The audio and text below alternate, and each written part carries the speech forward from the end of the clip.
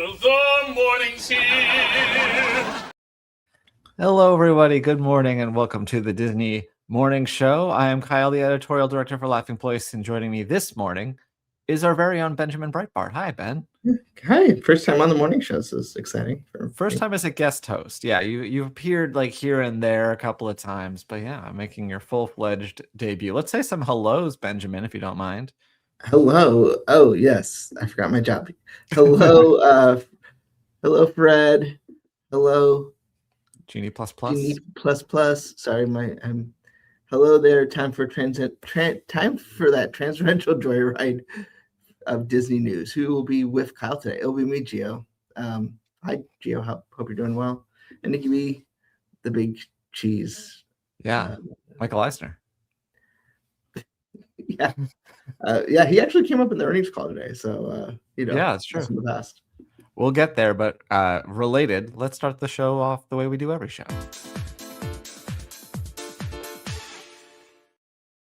The last time we did the show, the Disney stock was at 110.75. Let's see where it's at right now, or at least as of 20 minutes ago.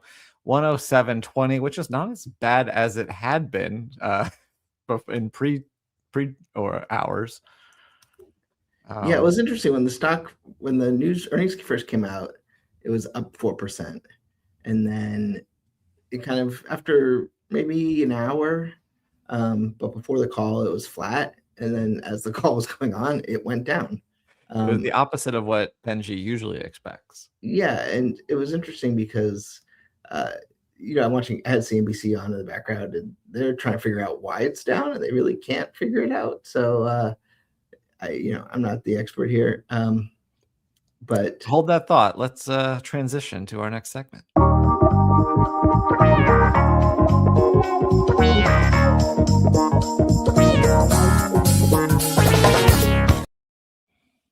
So yeah, this morning Disney announced their Q1 2026 earnings, and we have a live blog. What were your takeaways from the announcement?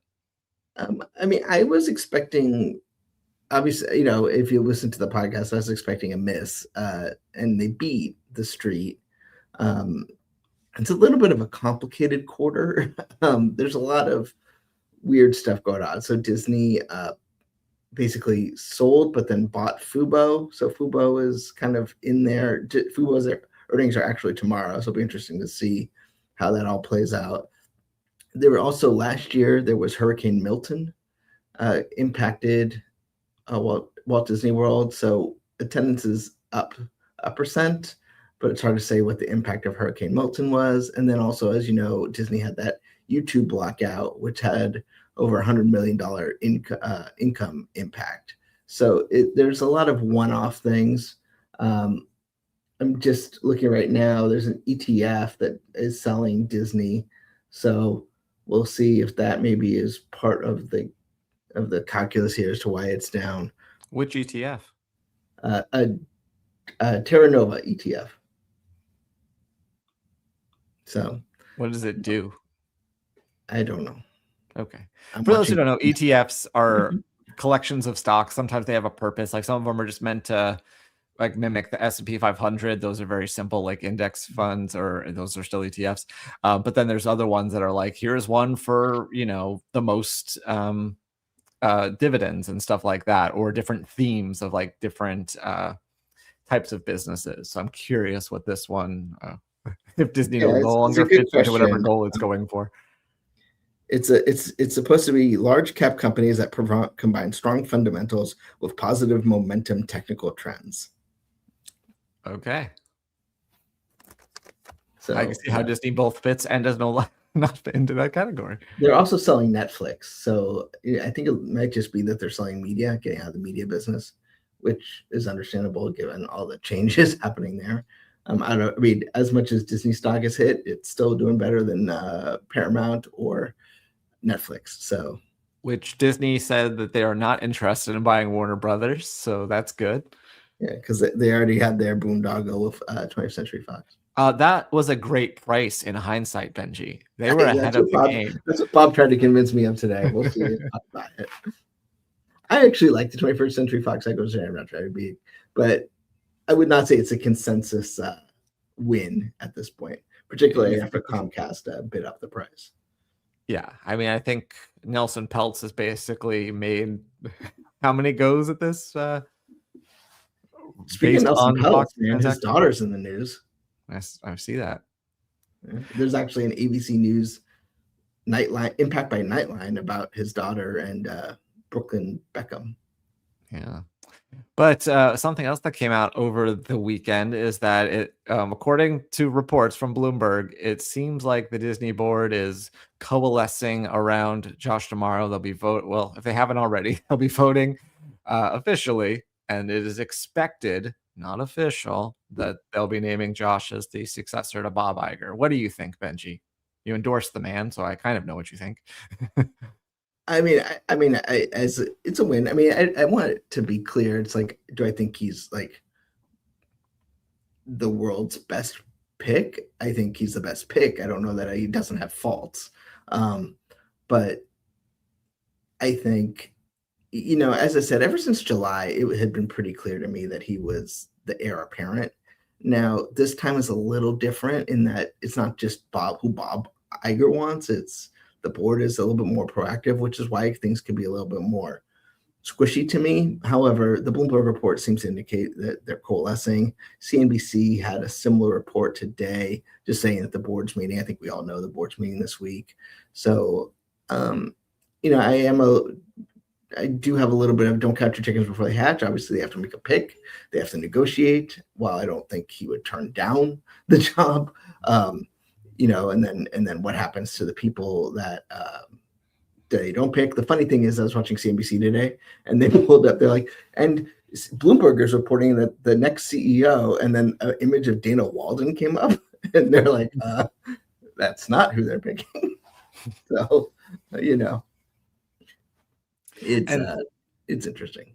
So the previous reporting was that they were expected to select one in the next week. Does that mean in the next week as well? Well, I think that, based on what was insightful to me was when all the Chapek news went out and they had to basically put all the details in the proxy. It showed that, this all happens very quickly, but there still is a process. So it's not like they make the decision and then, like the Pope, we suddenly know, right? Like someone's got to sign a contract and things have to happen. But they tend to not want to have that process drag out because obviously there's implications to everybody. Once it's known and the process starts, then more people know and then it leaks. I don't know. I hesitate to say when it will be. It will be either before the bell or after the bell. So, but which is why I'm going to talk to Kyle later about our staffing. But I think we'll know by the end of the week. Yeah. I would guess Wednesday or Thursday, but that's an educated guess, but not a mandate. But something else that came out this weekend and also showed up in the earnings was about ESPN and NFL. Yeah, that deal happened a lot faster. Now I looked back because I was like, is this only part of it? Am I missing something here? And it said the original announcement said it was expected to close in the latter part of this year. And obviously the Federal Trade Commission right now, it's a little confusing as to what they do and don't do. And I don't want to get in the politics of that, but this does allow this deal to take place before they make the NFL schedule. So as part of this deal,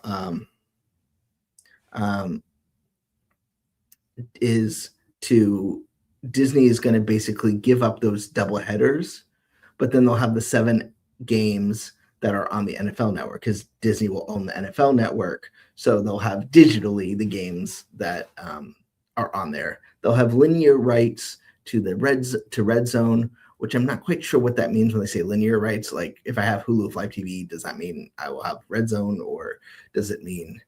I think it probably just means that they're not selling it digitally, like pay $40 for it. But it's still a little confusing. They also have the ability to make other Red Zone branded channels. There's been talk of college football or the NBA, but obviously on those things, Disney doesn't have all the rights like the NFL has with the NFL. So, I don't quite know how that will play out. Like, is it a red zone college football channel if you don't have the Big Ten? But those are questions that may become clearer as we move ahead. But I think, they're basically saying that after the season, around April, before the draft, basically, NFL Network and ESPN will be integrated. You'll start to see changes at the NFL Network, and you'll presumably be ready to go. I love in this report where where ESPN themselves had to cite The Athletic about their company. Yeah. Always great when that happens. And then apparently also they mentioned in the earnings that it looks like Disney will have the option to buy back the share of ESPN that they are selling to NFL as part of this deal. So if that's a thing that they want to do in the future. Yeah, I mean, it's particularly if, like, let's say, they lose NFL rights, you're not going to want to have them. Now, I don't, that's sort of common, I think, in a lot of these deals is, if the partnership ends, you give back the stake, but we'll see. What's interesting too is people forget is, ESPN or, Disney sold, or ESPN sold 10% of itself to NFL, but since Disney only owned 80% or 80% to begin with, they're down 72, but then Hearst, which owns the other 20%, is down to 18. So it's a little interesting math, which is almost identical to how much of National Geographic Disney owes. So they love being in the 70%, I guess.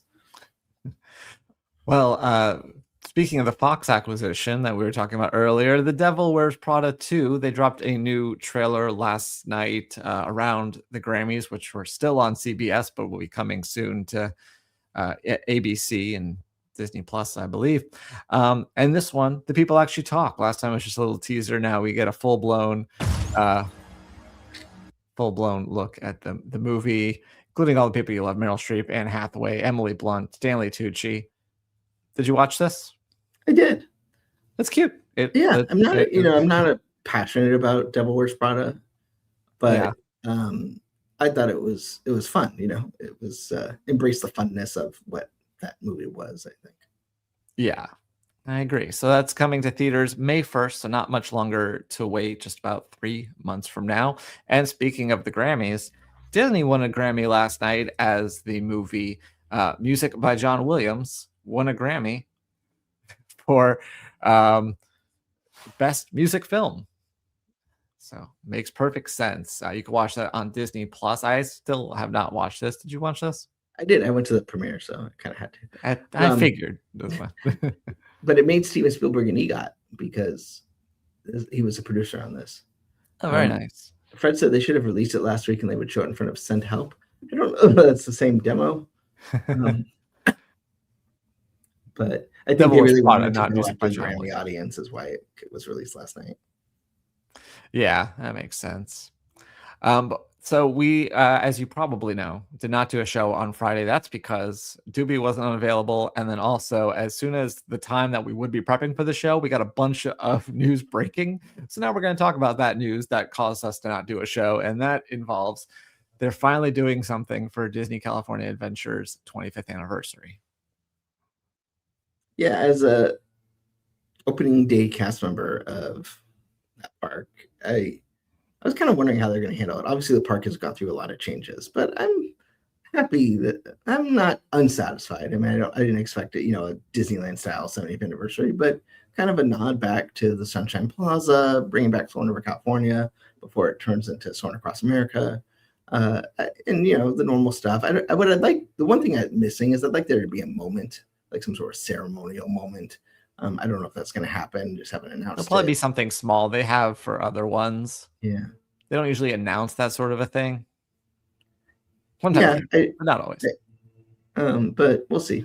And I do like these obviously the park is going through a big transformation, which we'll hear about, I'm sure, in the coming months.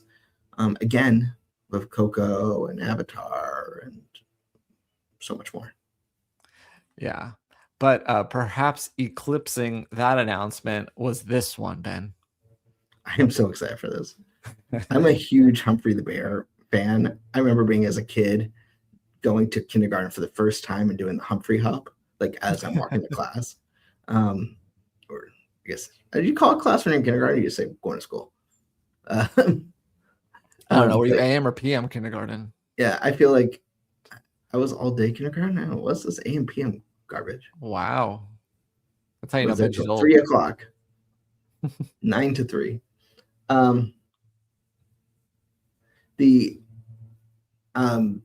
I think Humphrey is underrated. He's a fantastic character. I understand why he's underrated, but I'm excited that he will have a presence.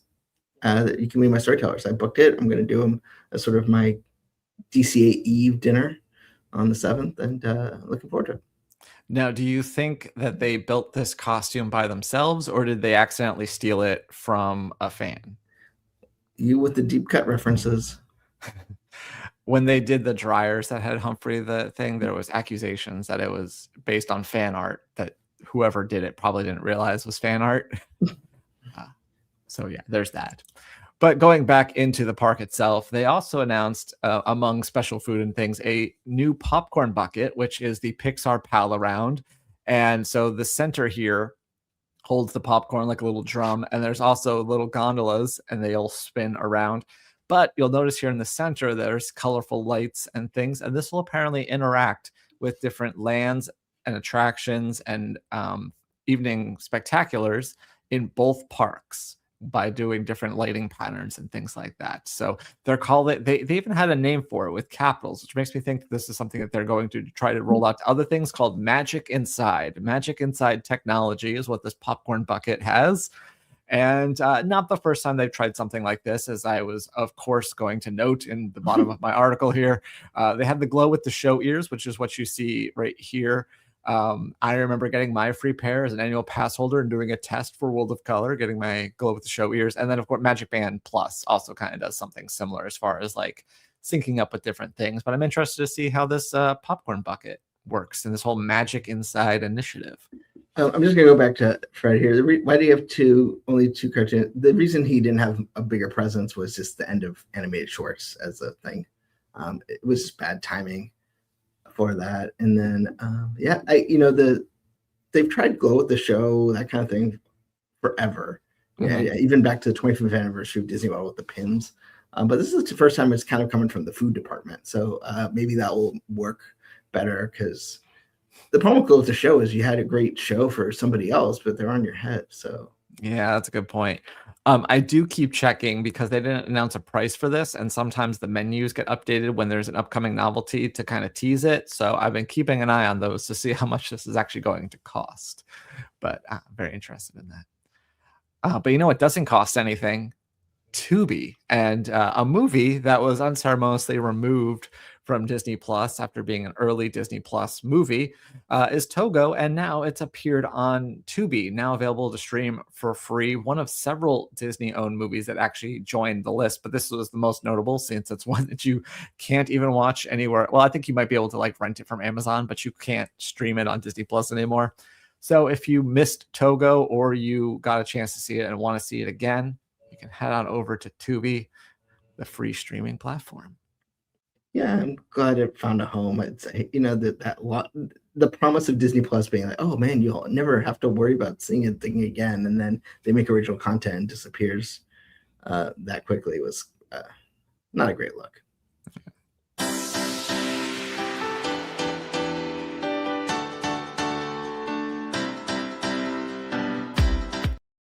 Well, since it's Monday, it's time to check our Disney Plus that apparently also now includes Hulu top 10. So let's take a look. According to the Disney site, Wonder Man is still number 1. So there, I didn't curse it with my bumper. Tron Ares, number 2. Fear Factor, House of Fear, starring Johnny Knoxville in 3rd. Princess and the Frog in 4th. Construction. It seems redundant. It's in 5th. Yeah, that's interesting because that one's just 2-minute shorts of like the pup talking about like building and then showing like real world. It's very Mr. Rogers, like showing you how you really do in the real world. So it's impressive the thing is that popular. So what you're saying is Pupstruction is the new Bluey. I guess. We can only hope. Spider-Man Across the Spider-Verse, Memory of a Killer, Venom Let Her Be Carnage, The Beauty, which is ugly, and Avatar The Way of Water, which Bob also talked about in the the earnings call talking about millions of new views for Avatar and for what was the other one? Zootopia. So yeah, I mean, I think that's, it was interesting. Hugh Johnson talked about, they're probably not investing more in content, domestic content. They're still going to increase international content. And you look at what, the release schedule is not nearly as robust as it used to be for Disney Plus. And I just don't know that it needs to be, because every time they like make an Avatar or Zootopia or Moana, people just watch that over and over again. So, it's a bit of a bummer, because, it was fun to have new original content, but it just seems like the volume of that is going to continue to either stagnate or decrease a little bit, particularly as sports rights go up. That money's coming from someplace. So we'll get international content because they're still investing in local market content that sometimes comes to America. So brush up on your French, and then you can have all the new series that you want. No, I mean, I know, like, obviously Squid Games broke through, but I just don't know that those international shows, there's some good stuff on there. 1,000 Blows. Some of the Korean ones have done really well, but we'll see.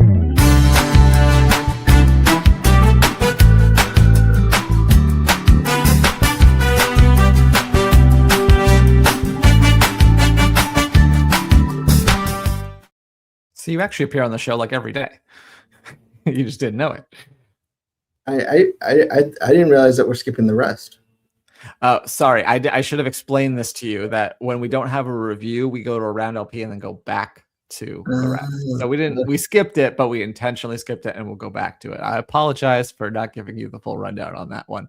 But going Around LP, first of all, Alex has the latest Laughing Place on location from the Sundance Film Festival, the last Sundance Film Festival that will be in Utah. We got to see several films related to Disney, or that we think might eventually be related to Disney. So you can check out his report over on Laughing Place or on our YouTube channel. And then the Laughing Place On Balance podcast. We have another episode.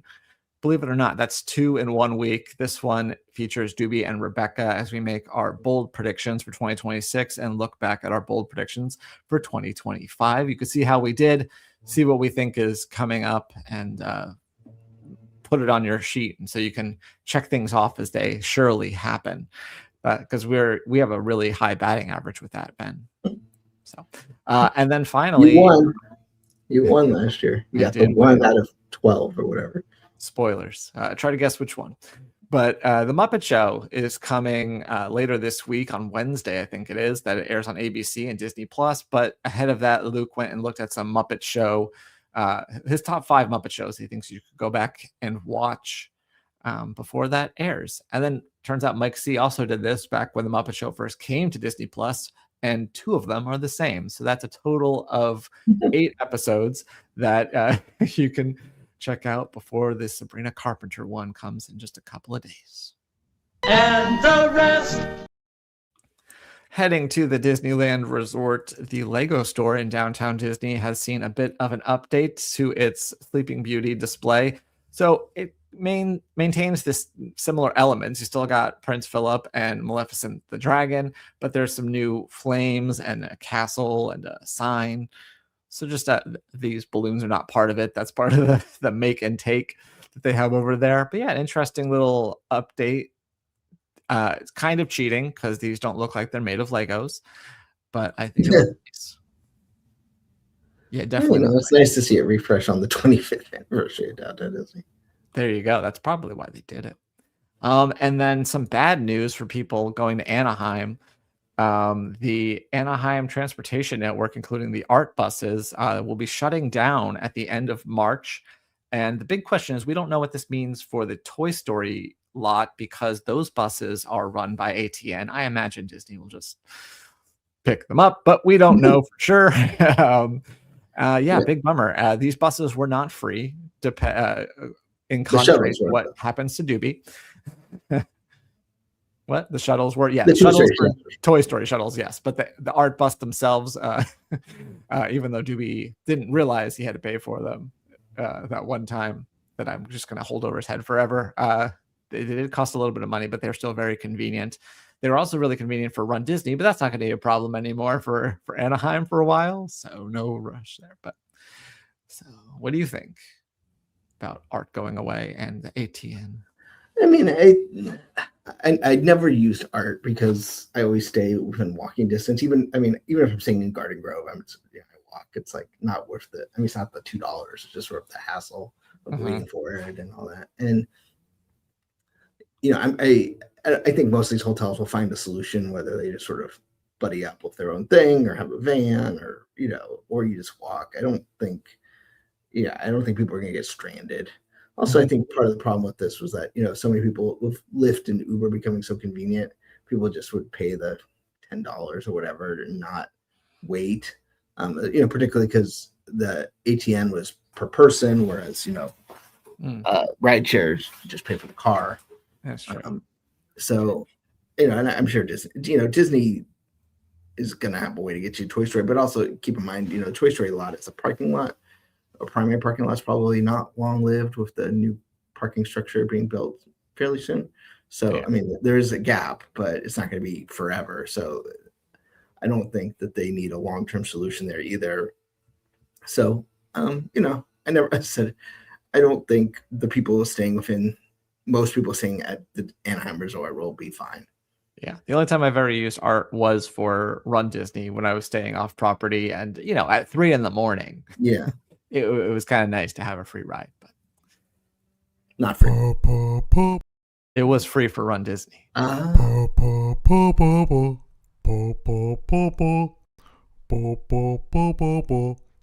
fun stuff. Well, going back to Sabrina Carpenter, we unearthed or resurfaced, whatever term you want to use that the media uses for, hey, look, I found this clip that has been sitting here in plain sight. Sabrina Carpenter, we have a video of her performing when she was 14 years old back in 2014. And because she's going to be, she was Grammy nominated last night. And because of the Muppet Show, you can go and take a look at that. It's certified fun stuff back before she was one of the biggest pop stars in the world. And even before, maybe when she was on Girl Meets World, I guess that's probably when the era that we're talking about. Yeah, it was around then. Did you see the other thing? Not to get you, Vincent Martella posted a video of like when he was first sort of revealing High School Phineas and Ferb, which was before it aired, and he was at the High School Musical 2 premiere because they aired back to back. And our Doug Marsh clearly had not seen the show because it hadn't aired yet. And so you can see him, I think, doing a fairly good job of an interview about a show you have no clue on. And Vincent, however many years ago, I guess that was almost 20 years ago, talking about his excitement for the show. So it's weird to see how long we've been around. And I'm sure we've been older videos than that too. That's Yeah. crazy.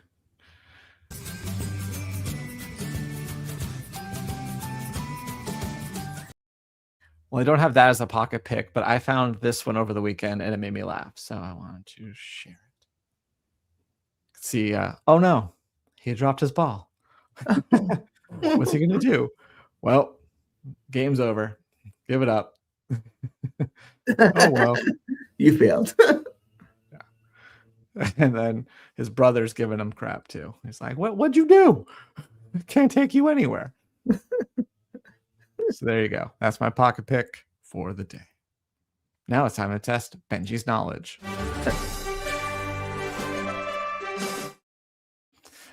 All right, Ben. On this day in 1923, a Disney legend was born. She has both a tower and a steakhouse named after her, or had. Bonita Granville? Bonita Granville, yes.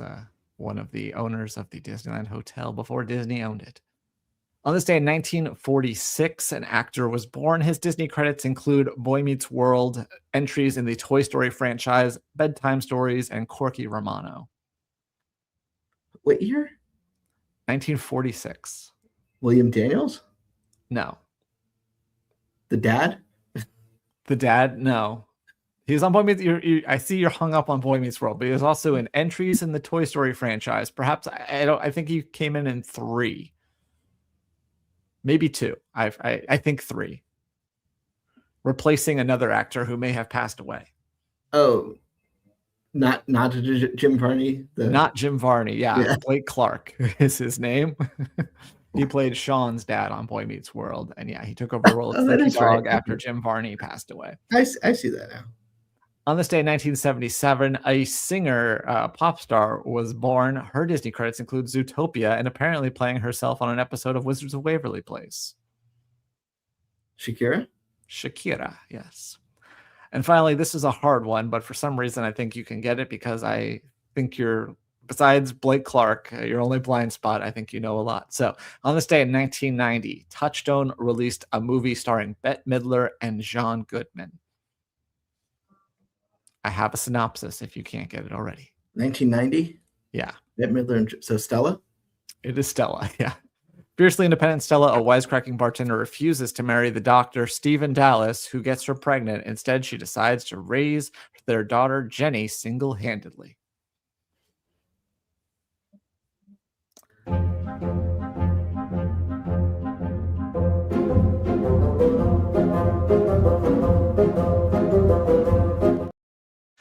All right, Sorcerer's Streak was the last question of the season.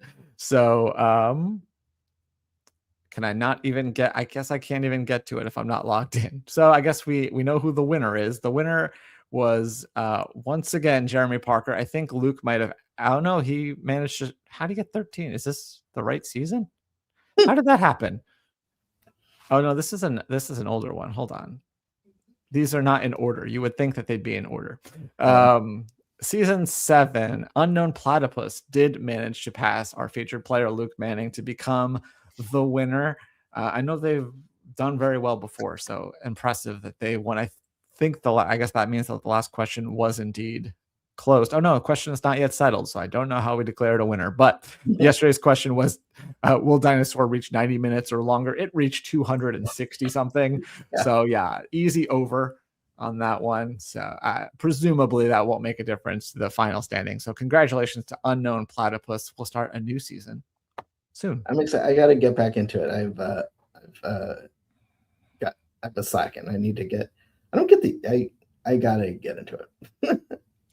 Well, in about an hour, we're gonna have. I think it's at 11, right? We're gonna have a walk and talk from Disney's Animal Kingdom, as we'll take a look at the closed Dino Land, now completely closed with the closure of Dinosaur and everything yesterday. So you can tune into that at 11. At 4 o'clock, we'll have Disney Parks Talk live. That you can enjoy that. And then we're going to have a new episode of LP Pulse at 7:30 tonight. So anything else you want to add to that, Ben? No, but it's gonna be a week, so enjoy it. Let me do a quick refresh. I forgot that part of it. We are past 10 o'clock, so I can check to see if anything is breaking. I'm not seeing anything on my first refresh. Nope, that's the trailer that we already knew about. So yeah, we're all good. Yeah. So thank you all for joining me. Thank you for joining me, Ben, as well. My pleasure. Thanks for having me. And we'll see you soon. Bye.